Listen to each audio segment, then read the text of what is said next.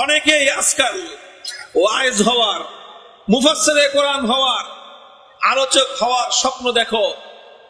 আমি তো এটাকে উৎসাহিত করতাম।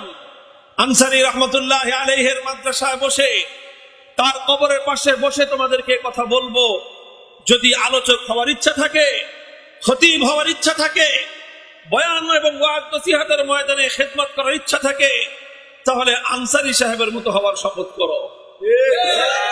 দুনিয়ার কোন স্বার্থের জন্য নয়, দুনিয়ার কোন প্রাপ্তির জন্য নয়। আল্লামা আনসারী রহমতুল্লাহ আলাইহি কোরআনের খেদমত করেছেন। আমি সাক্ষ্য দেই, ওলামায়ে কেরাম হাজারো সাক্ষ্য দিবেন, তার এই খেদমত ছিল নিঃস্বার্থ খেদমত। তার এই খেদমত ছিল শুধুমাত্র আল্লাহর কোরআনের মুহাব্বতে খেদমত। তার এই খেদমত, তার এই মেহনত, তার এই নির্ঘুম রাত্রি যাপন, তার হাজার মাইল পথ চলাটা, এটা ছিল আল্লাহ পাক রব্বুল আলামিনের দ্বীনের প্রতি মুহাব্বতের কারণেই ছিল। তিনি আনসারী সাহেব মাহফিল করতেন। যারা আনসারী সাহেব হুজুরকে দিয়ে মাহফিল করিয়েছেন, তারা আনসারী সাহেবের মতো বিশ্ব বরেণ্য নন্দিত মুফাসসিরে কোরআনকে কত টাকা হাদিয়া দিতেন নিজেরাই ভালো জানেন। আমাদের একজন বন্ধু ছিলেন, একজন ভালো আলেম, বাংলাদেশের একজন নামকরা জাদ্রেল একজন আলোচক। আনসারী সাহেবেরও খুব মুহাব্বতের মানুষ ছিলেন, খুব কাছের মানুষ ছিলেন। তিনি একদিন হাসতে হাসতে হাসতে হাসতে একটু মজাক করতে করতে তিনি বলছেন, আল্লাহ দোয়া করি আনসারী সাহেবরা যেন ডেলি 10টা করে মাহফিল দেয়, আর প্রত্যেকটা মাহফিল থেকে যেন 1000 টাকার বেশি হাদিয়া না পায়। আমরা হাসে দিলাম। আনসারী সাহেব হাসলাম, ভাই কি কারণ কি? কয়, মিয়া আপনি যেইভাবে মাহফিল করেন, অন্য কোন বক্তারা তো হাদিয়া বেশি পাবে কেমনে? আপনার মতো মাহফিল আনসারীকে যদি ওলা মানুষ বক্তব্য দাওয়াত দিয়ে 2000, 4000, 5000 টাকা ধরায় দেয়, আপনি তো কোনোদিন মুখটা মলিন করে তাকানো না, কয় টাকা দিল খবরও নেন না।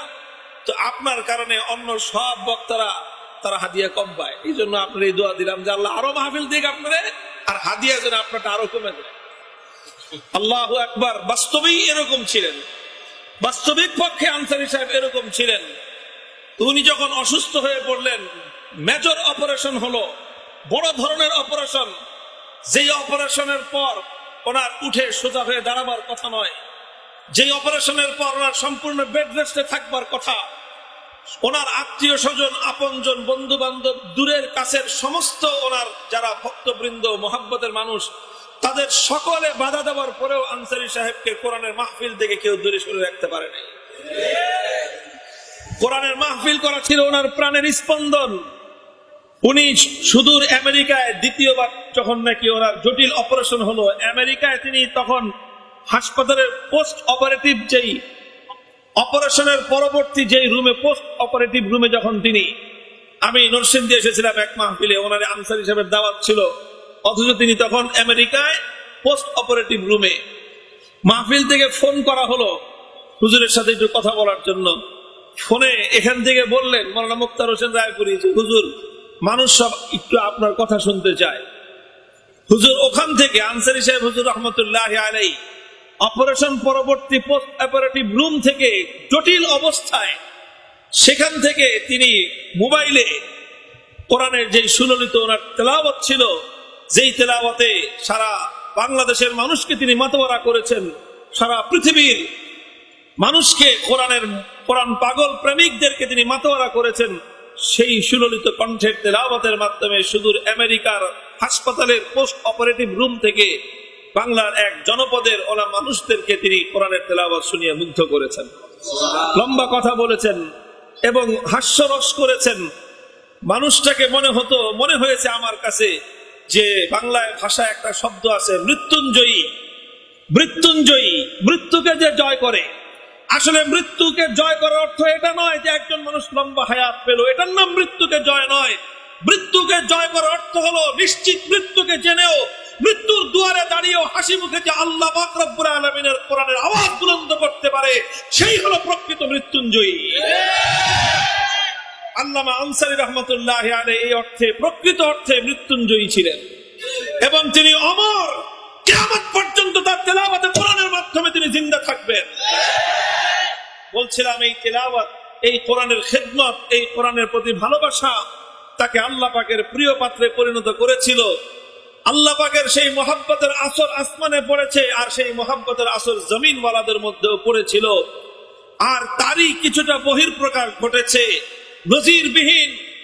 নজিরবিহীন আমি তো বলবো শতাব্দীর সর্বশ্রেষ্ঠ জানাজা হয়েছে মরহুম আনসারী রহমতুল্লাহ আলাইহির।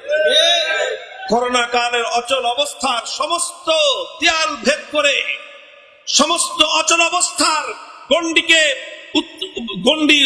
গন্ডি পেরিয়ে যেভাবে বাঁধ ভাঙ্গা জোয়ারের মতো মানুষ আল্লামা আনসারীর জানাজায় শরীক হয়েছিল, এদেশের কোরআনের দুশমন, নাস্তিক্যবাদের দোসর, ওলামায়ে কেরামের দুশমনদের গায়ের মধ্যে আগুন ধরে গিয়েছিল। তারা হতবিহ্বল হয়ে গিয়েছিল, তারা আশ্চর্যান্বিত হয়ে গিয়েছিল যে একজন আলেমের জন্য মানুষ এরকম পাগল করা হয় কিভাবে।